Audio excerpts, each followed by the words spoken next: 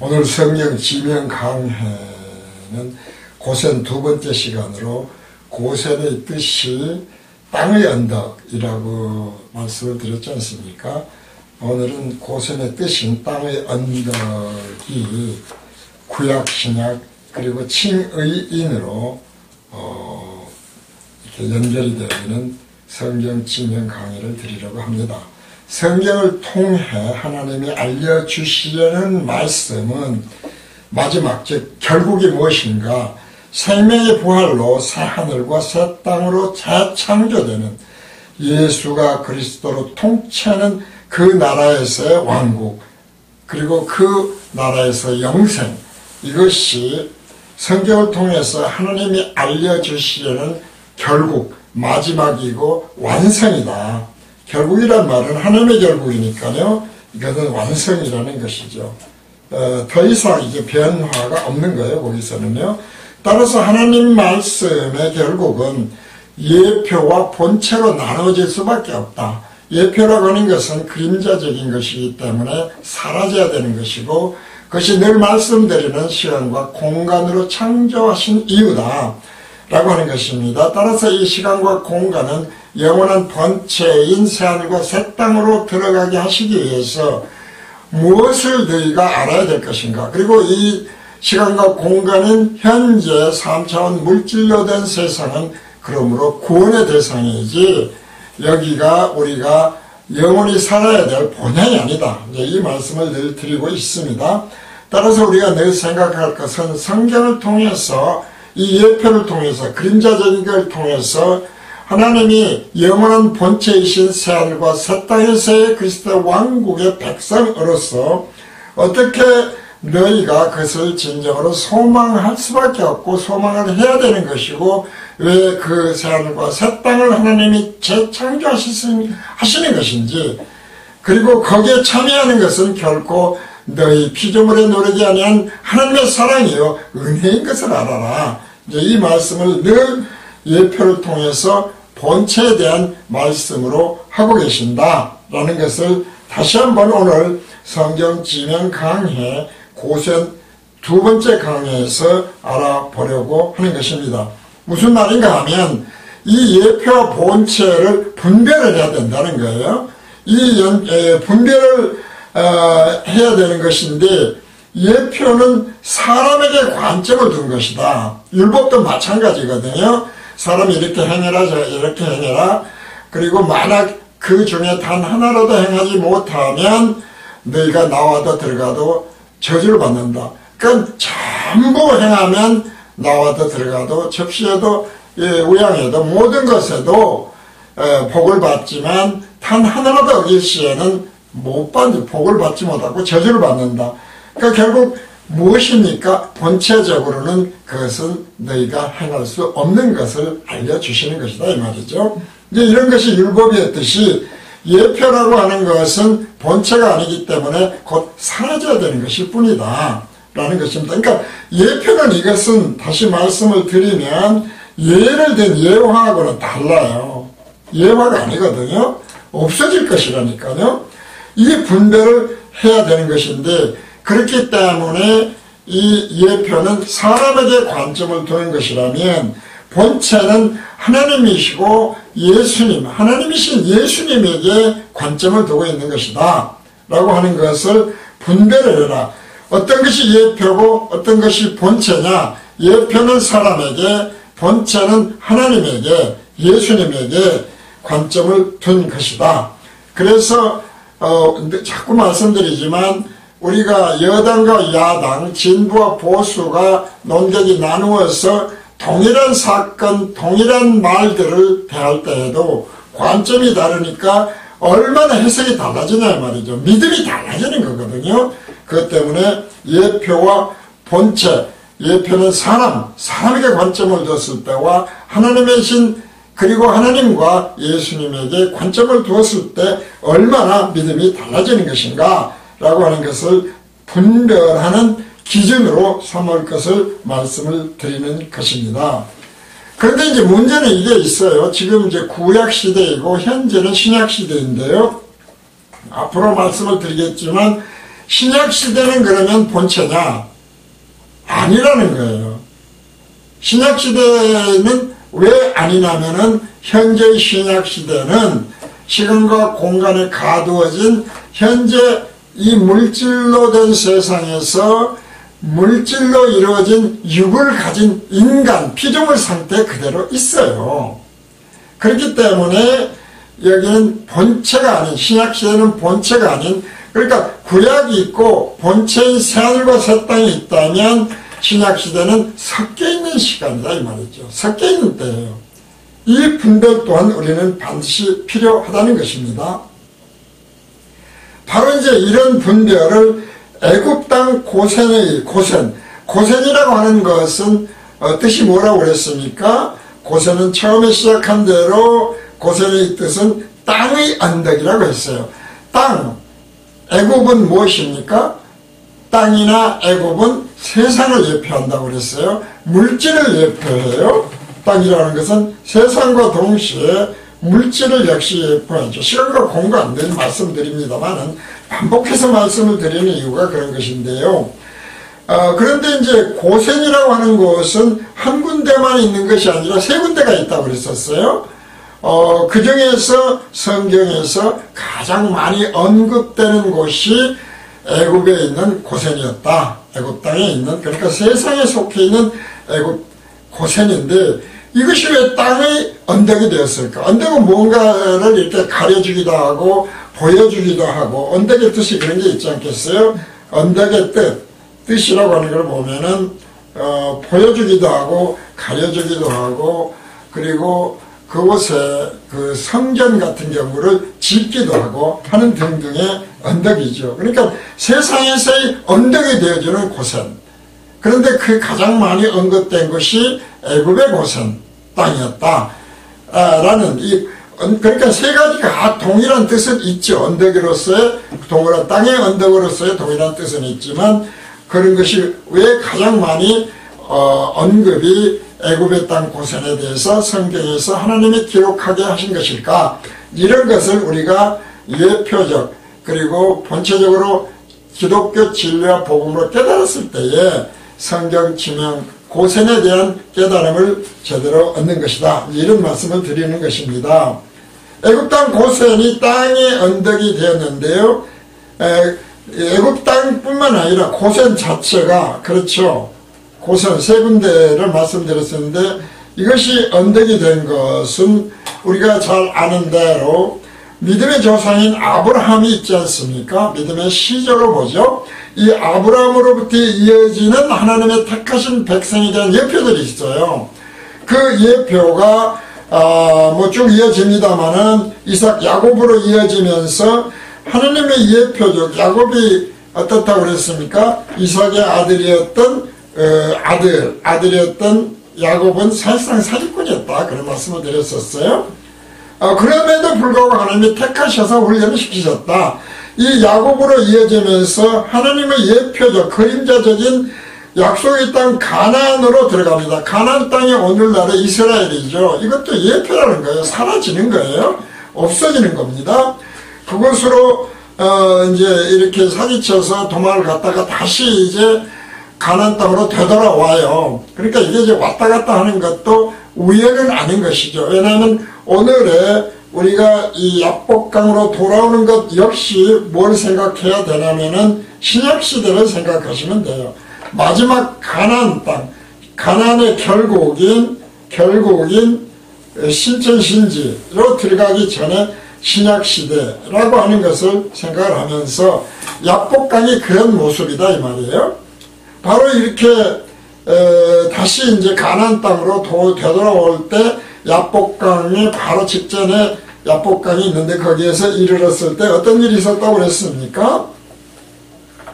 그곳에서 어떤 사람이 밤중에 야곱에게 나타나서 씨름을 하자고 그래요. 그렇게 해서 씨름을 했는데 말하자면은 응집뼈라고 하는 것이죠. 탈퇴가 되어버리는 거예요. 이런 응집뼈가 탈골이 되거든요.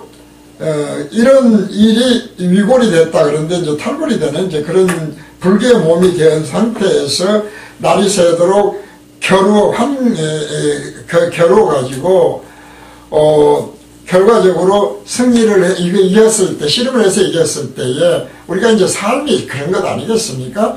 했을 때, 하나님이 야곱에게, 그 사기꾼 야곱이었지 않습니까? 그 야곱에게 네가 하나님과 겨루어 이겼다라고 하는 뜻인 이스라엘이라 부르리라 하셨다는 거예요.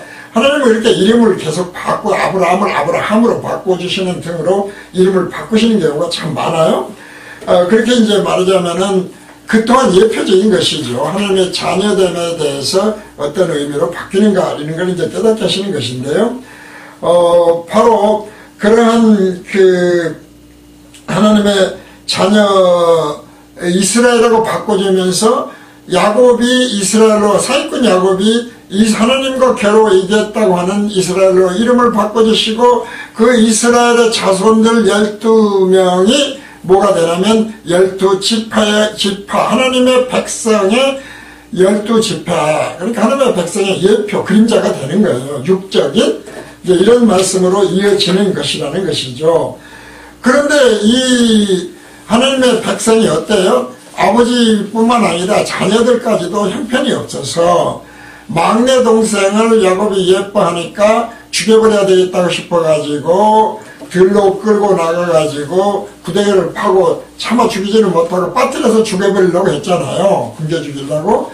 그럴 때 이제 대상이 지나가면서 구해다가 그것도 뭐 잘 먹고 잘 살게 해준 것이 아니라 노예로 팔아버려요. 애굽 사람에게. 이것이 광야시대 훈련받는 우리의 모습이라니까요.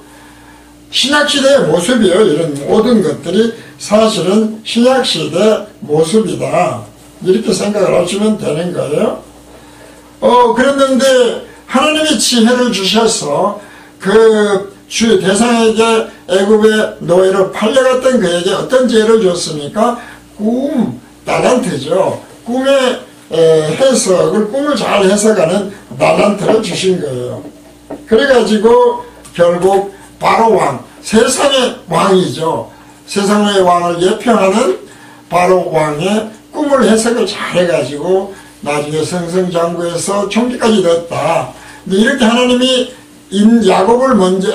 야곱과 그리고 막내인 요셉을 잘 이끌어 가셔가지고 그 다음에 가나안 땅입니다. 신약시대로 생각해야 돼요. 이 때의 가나안은 신약시대로 생각을 하자. 신약시대 가나안 땅의 교회에 무엇이 옵니까? 기근이 와요. 이 기근이라고 하는 것은 그러니까 우리가 이것도 이제 예표적으로 생각하면 기근은 무엇이냐 하면은 본체적으로 볼 때 하나님의 말씀 진리와 복음의 말하자면 부족한 현상, 기근이 일어나는 거예요. 이게 이제 이런 상태를 하나님이 만드셔서 어떻게 됩니까? 세상으로 돌아가요. 세상으로. 그것을 그래서 꾸준히 말씀드리지만 이 기근이 일어나는 것을 세상으로 돌아가는 것이고 이것이 기복신앙, 율법신앙, 신비주의 신앙이다 라고 하는 말씀을 계속 드리는 겁니다. 어찌되었든지 간에 그렇게 지혜를 주어서 세상의 정리까지 승승장구하게 하고 그 다음에 가나안 땅에 이 기근이 먹을 양식이 없을 때에 고센 땅으로 애굽에 있는 고센 땅으로 가게 돼요. 이 말씀이 창세기 45장 1절에서 11절에 기록이 되어 있어요. 왜 성경에 이런 것을 기록을 했을까를 그래서 생각을 하자는 것입니다. 읽습니다. 요셉이 시종하는 자들 앞에서 그 정을 억제하지 못하여 소리질러 모든 사람을 자기에게서 물러가라 하고 그 형제에게 자기를 알리니 때 그와 함께한 자가 없었더라. 지금 형제들만 남은 거예요. 아버지하고. 그렇게 해서 이제 못 알아보니까 고센에 갔는데 못 알아보는 거예요. 그렇게 했다 이 말이죠. 요셉이 방성대곡하니 애굽 사람에게 들리며 바로의 궁중에 들리더라. 요셉이 그 형제들이 이르되 나는 요셉이라 내 아버지께서 아직 살아계시니까 형들이 그 앞에서 놀라서 능히 대답하지 못하는지라. 처음에 그러니까 고센에 갔을 때는 애굽의 총리가 된 것을 몰랐다는 거예요. 뭐 지금은 전화가 있고 그러니까 알겠지만 당신은 몰랐겠죠. 요셉이 형들에게 이르되 내게로 가까이 오소서. 그들이 가까이 가니 가로되 나는 당신들의 아우 요셉이니 당신들이 애굽의 판자라. 당신들이 나를 이곳에 팔았으므로 근심하지 마소서. 한탄하지 마소서. 하나님이 생명을 구원하시려고 나를 당신들 앞서 보내셨나이다. 하나님의 계획이 장세된 예정이 다 있었다는 것입니다. 이 땅에 2년 동안 흉년이 들었으나 아직 5년은 기억도 못하고 주소도 못할지라. 하나님이 큰 구원으로 당신들의 생명을 보존하고 당신들의 후손을 세상에 두시려고 나를 당신들 앞서 보내셨나니 그런즉 나를 이리로 보낸 자는 당신들이 아니요 하나님이시라. 하나님이 나로 바로의 아비를 삼으시며 그 온 집에 주를 삼으시며 애굽 온 땅의 치리자를 삼으셨나이다. 당신들은 속히 아버지께로 올라가서 고하기를 아버지의 아들 요셉의 말에 하나님이 나를 애굽 전국에 주로 세우셨으니 내게로 지체 말고 내려오사 아버지의 아들들과 아버지의 손자들과 아버지의 양과 소와 모든 소유가 고센 땅에 있어서 나와 가깝게 하소서. 흉년이 아직 5해가 있으니 내가 거기서 아버지를 봉양하리이다. 아버지와 아버지의 가족과 아버지의 모든 소속이 결핍할까 하나이다 하더라 하소서. 라고 이 애굽의 노예로 팔려갔었던, 그러니까 참 사람들 보기에는 이 모든 것이 우연으로 보이죠. 사람의 관점, 사람의 관점, 하나님의 관점, 예표, 그리고 우리가 본체라는 말씀을 드렸지만 하나님, 사람들 보기에는 참으로 이런 일이 우연 같았지만 하나님이 이미 예배해 두셨다, 예정해 두셨다. 바꿔 얘기하면 그냥 단순히 그러니까 하나님 감사합니다가 아니라 왜 그랬을까요? 왜 하나님은 이런 것을 예정하셨을까? 그것은 뭡니까? 결국은 이 예표를 통해서 결국 그 결국인 본체에 이르는 소망을 가져라. 이에 대한 믿음을 알아라. 왜 하나님이 이런 훈련을 시키시는가? 이런 예정을 하시는가? 왜 그러시는가에 대해서 깨달아라 이 말이에요. 사실은 이게 굉장히 중요한 것이죠. 이렇게 해서 애굽의 고센이 땅의 언덕이 된 거예요. 세상의 언덕이 된 거예요. 하나님의 자녀의 언덕이 된 거예요. 인간은 아무도 그런 것을 예정하지 않죠. 그런데 우리는 그 인간에게만, 이 부분에서 사람에게만 문제는 관점을 둬서 예표에 관점을 두고 예표를 찬송하고 영광 돌리고 찬양하면서 이것을 간증하고 하는 경우가 많다 이 말이죠. 예표에다만 목적을, 관점을 두고. 그러니까 이게 잘못된 믿음이 된다 이런 거예요. 이거는 이제 늘 말씀을 드리는 게 무엇입니까? 이 잘못된 믿음이 결국은 기복신앙 되고 율법신앙 되고 신비주의 신앙이 된다. 이 말씀을 해서 꾸준히 드리는 겁니다. 그러니까 고센에서도 그렇게 땅의 언덕을 설명을 하고 끝나면 안 된다는 겁니다. 이 말씀을 드리는 것입니다. 그래서 성경 기록을 보면 예표, 본체가 있다고 했는데 예표와 본체라고 하는 것에 대해서 다시 한번 말씀을 드리면 성경 기록에 3단계가 있더라고요. 3단계는 1단계는 구약의 단계입니다. 구약의 단계로서 예표의 단계라면 2단계는 신약의 단계로서 예표와 본체가 혼재되어 있는 단계다. 그리고 마지막 3단계가 완성의 단계죠. 구원의 완성이죠. 구원의 완성인데 완성 단계에서 신천신지 그리스도 왕국으로의 완전한 본체가 이루어진다. 이건 영원히 변치 않는다는 겁니다. 뭐 거기에는 다 잘 아시는 대로 어떤 신천신지인지는 아실 거예요. 이렇게 이제 3단계가 있는 것을 깨달았을 때에 우리는 이것이 하나님이 오늘 신약시대의 기독교의 무엇을 깨닫게 하기 위해서 고센이라고 하는 땅을 기록하고 특별히 애굽의 고센을 가장 많이 언급을 하셨을까? 이것을 영적으로 기독교 진리와 복음으로 온전히 깨닫게 된다, 이 말씀을 드립니다. 이렇게 이제 3단계로 나누어서 하나님이 성경 기록을 하셨는데 이것을 다시 읽어봅니다. 기독교 시대는 예표와 보온체가 섞여 있다는 걸 생각하면서 창세기 47장 23절에서 27절 말씀을 읽습니다. 요셉이 백성에게 이르되 오늘날 내가 바로를 위하여 너희 몸과 너희 전지를 삼노라. 여기 종자가 있으니 너희는 그 땅에 뿌리라.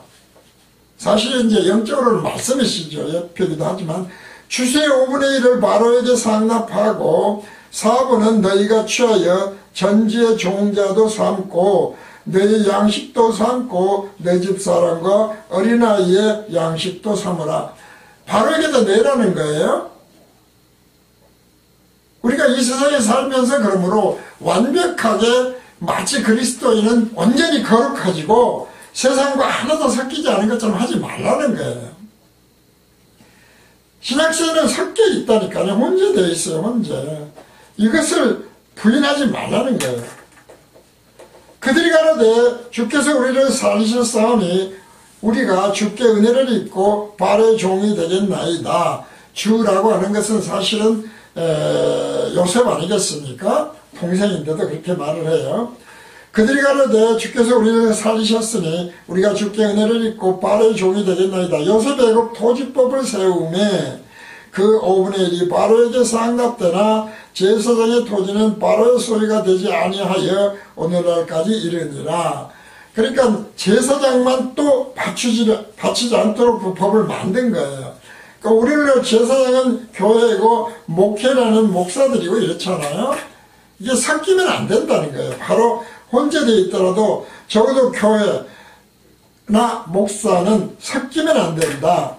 이스라엘 족속이 애굽 고센 땅에 거하며 거기서 산업을 얻고 생육하여 하며 번성하더라. 앞에서 말씀드린 대로 우리가 이 기독교 진리와 복음이 왜 섞이면 안 되는가에 대해서 이 예표적으로 창세기 47장 23절에서 27절까지는 알려주는 것이다. 우리가 말씀드린 대로 성경에 고센은 세 군데가 있다고 그랬습니다. 그것이 바로 오늘의 기독교의 예표다. 그리고 섞여 있는 것이다. 라고 하는 것을 다시 3단계로 나눠서 2단계에 속해 있는 신약시대이고요. 그 결국은 어떻게 완성되는가 라고 하는 3단계를 번외 3단계를 들어가 보면 계시록, 요한계시록 21장 1절에서 4절, 12절에서 14절입니다. 또 내가 새하늘과 새 땅을 보니 처음 하늘과 처음 땅이 없어졌고 사라졌죠. 그림자죠. 바다도 다시 있지 않더라. 바다는 세상을 예표하죠. 또 내가 봄에 거룩한 성 새 예루살렘이 하나님께로부터 하늘에서 내려오니 그 예비한 것이 신부가 남편을 위하여 단장한 것 같더라.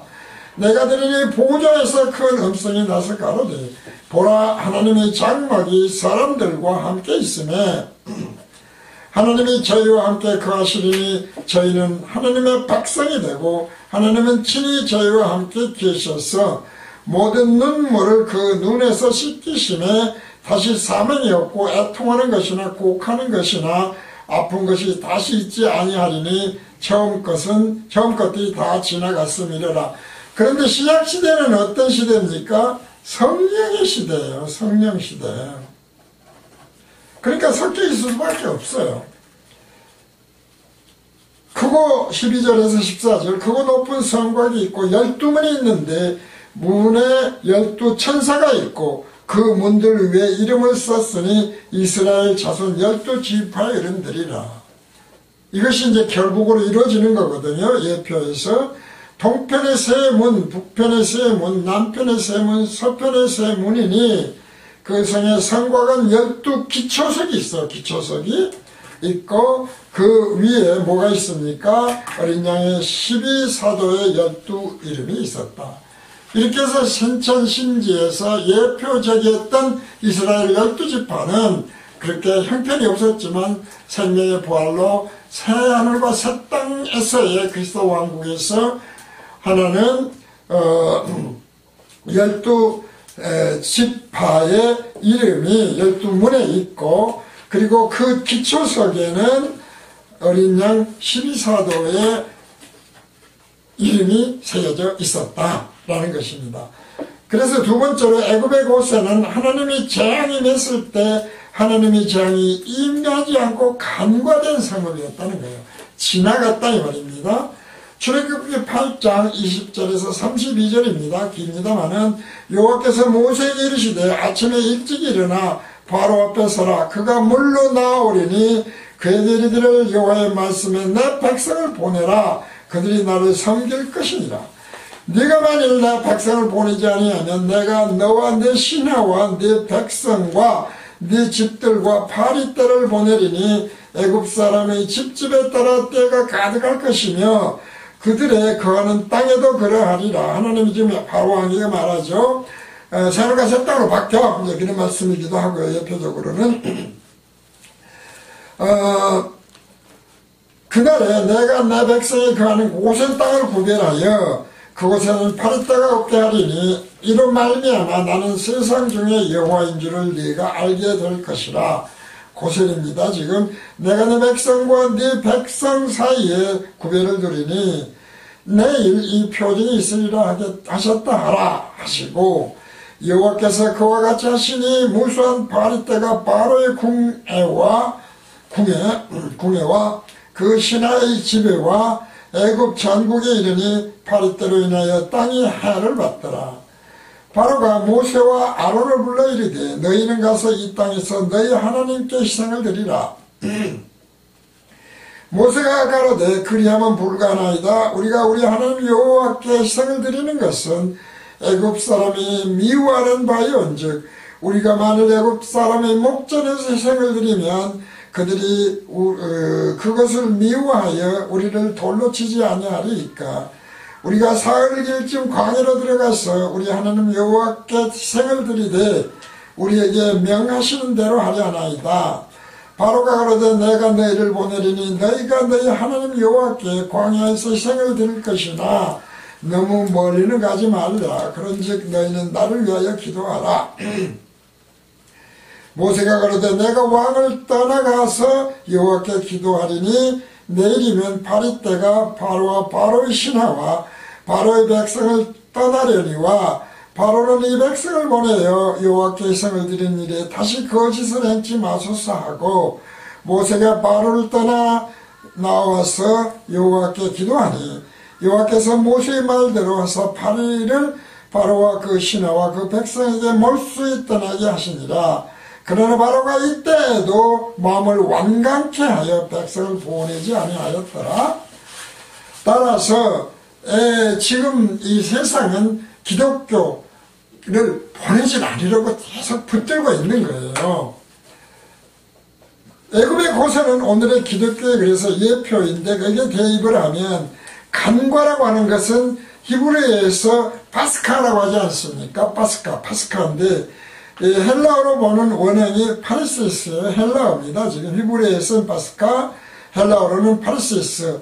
이스라엘 민족이 애굽에서 탈출을 시키실 때에 하나님의 사자가 어린 양의 피를 문설주에 바르면 죽지 않는다고 해서 문설주에 어린 양의 피를 바른 집은 파스카에 버리는 거예요. 그랬는데 그것을 믿지 않고 바르지 않은 사람들은 어떻게 했어요? 장자가 죽었어요. 그러니까 애굽의 장자들이 대부분 다 죽어버렸던 것이죠. 이것이 헬라어에서 히브리어 파스카와 헬라어 파라시스인데, 헬라어 파라시스를 보면 옆에서라는 뜻을 가진 파라하고 보내다라는 뜻을 가진 헤미의 합성어가 파라시스다. 따라서 옆으로 보냄이거든요. 그러니까 이렇게 간과해서 옆으로 살짝 보내는 거예요. 이것이 아까 있었던 히브리어에서 파스카였다 라고 하는 걸 생각하면서 앞에 쓰는 창세기 말씀을 이제 읽는 거예요. 그러면 신약시대에서는 이것을 어떻게 증거를 해주는가? 로마서 3장 19절에서 23절입니다. 우리가 알거니와 무릇 율법이 말하는 바는 율법 아래 있는 자들에게 말하는 것이니 이것을 그림자인데 그림자를 본체로 붙들어서 문제가 있다. 지금 그 말 아니겠습니까? 그림자를 본체로 착각하는 거예요. 지금 바로 이제 이 말씀을 로마서 이렇게 정언하고 있는 것입니다. 모든 입을 막고 온 세상으로 하나님의 심판 아래 있게 하려 함이니라. 율법 아래 있으면 하나님의 심판을 안 받을 수가 없죠. 당연하죠. 그러므로 율법의 행위로 그의 앞에 의롭다 하심을 얻을 육체가 없나니 이것은 신약시대에도 동일하다 이 말이야. 동일해요. 이게 굉장히 중요한 것이거든요. 3단계로 봤을 때에 의롭다 하심을 얻을 육체가 없나니 율법으로는 죄를 깨달음이니라. 이제는 율법 외에 하나님의 한 의가 나타났으니 율법과 선지자들에게 증거를 받은 것이라. 곧 예수 그리스도를 믿음으로 말미암아 모든 믿는 자에게 미치는 하나님의 의인이 하나님이 옳다 여기시는 거예요. 차별이 없느니라. 모든 사람이 죄를 범하였음에 하나님의 영광에 이르지 못하더니 그리스도 예수 안에 있는 구속으로 말미암아 하나님의 은혜로 값없이 의롭다 하심을 얻은 자가 되었느니라. 값없이 은혜입니다. 이 예수를 하나님이 그의 피로 인하여 믿음으로 말미암는 화목제물로 세우셨으니 이는 하나님께서 길이 참으시는 중에 전에 지은 이전에 지은이라고 하는데 모든 죄죠.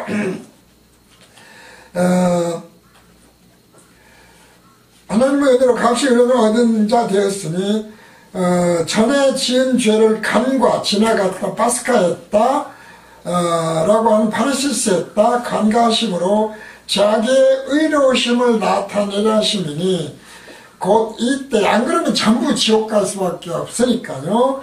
하나님의 오르심은 그런 게 아니었다. 이때에 자기의 의로우심을 나타내서 자기도 의로우시며 또한 예수 믿는 자를 의롭다 하려 하십니다. 칭의인이라는 거예요. 그런즉 자랑할 때가 어디뇨 있을 수가 없느니라. 무슨 법으로냐 행위로냐 아니라 오직 믿음의 법으로니라. 그러므로 사람이 의롭다 하심을 얻은 것은 율법의 행위에 있지 않고 믿음으로 되는 줄 우리가 인정하더라. 이것을 우리는 칭의인이다. 의인이 된 게 아닙니다. 의인이 아니에요. 세월과 사땅이 아니에요. 그래서 이렇게 구약의 예표가 신약에서 본체가 함께 혼재하게 된 것은 구약의 예표를 보면은 이렇게 되어 있어요. 레위기 17장 1절과 11절입니다. 유다의 죄는, 유다는 무엇입니까? 이스라엘 백성들을 대표하는 것이죠. 대표성 원리에서 유대인이라고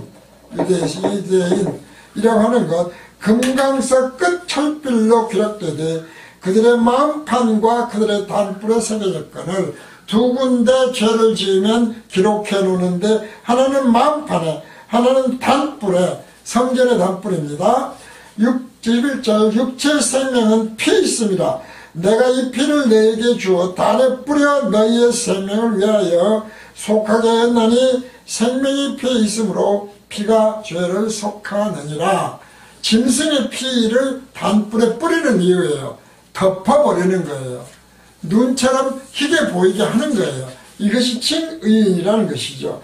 따라서 하나님이 택하신 유다, 즉 현재의 그리스도인의 죄는 하나는 절대로 잊을 수 없도록 마음판에 새겨두시고 또 한 군데는 율법적으로 단뿔 두 군데 새겨놓는 것인데 이것이 이제 율법에서 왜 죄사함을 짐승을 대신해서 죽였는지 예표적으로의 이유다 이 말이죠. 그래서 단뿔에 발랐어요. 그런데 오늘날에 본체이신 예수 그리스도가 자기 백성을 저희들의 죄에서 구원하시기 위해서 십자가에 흘리신 피는 뭐예요? 본체의 피예요.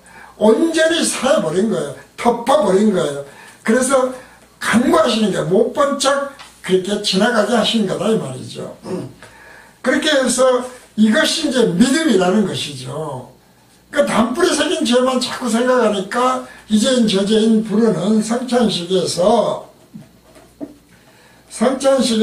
단뿔만 생각하는 것.